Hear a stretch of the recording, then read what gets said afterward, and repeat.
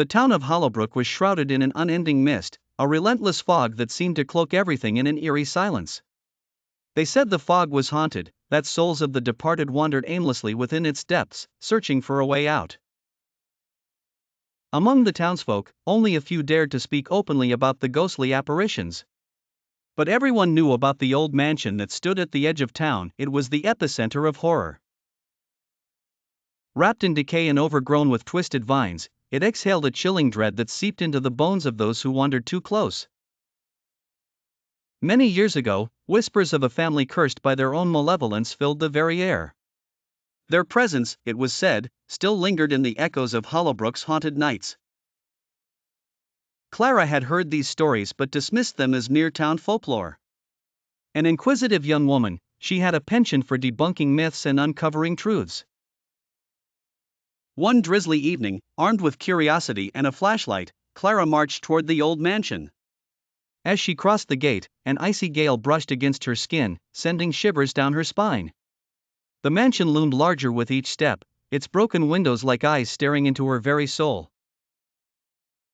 Inside the mansion, the air grew thicker, laden with a pungent mustiness that spoke of years of neglect. The wooden floorboards creaked under her feet as she stepped into the grand hallway adorned with once grand chandeliers now encrusted with cobwebs. Clara's flashlight flickered as she moved deeper into the mansion. Suddenly, a cold, ghostly whisper grazed her earlobe. It was a voice, faint but palpable, saying, "Leave while you still can."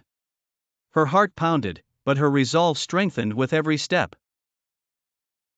In the drawing room, she discovered an old portrait hanging crookedly on the wall. It depicted a family: father, mother, and two children, their faces pale and eyes lifeless, void of any warmth. Clara felt an inexplicable pull toward the painting as if it wanted to convey something urgent.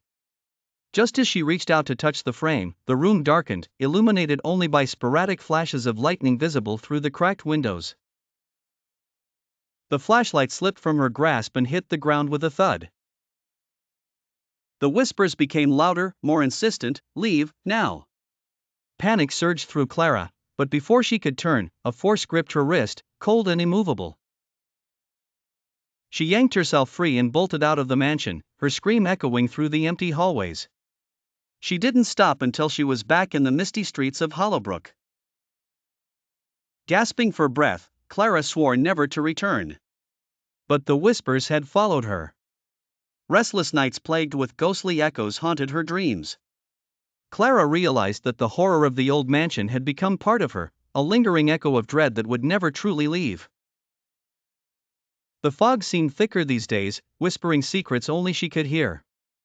Hollowbrook's silent horrors would forever be etched into the fabric of her soul.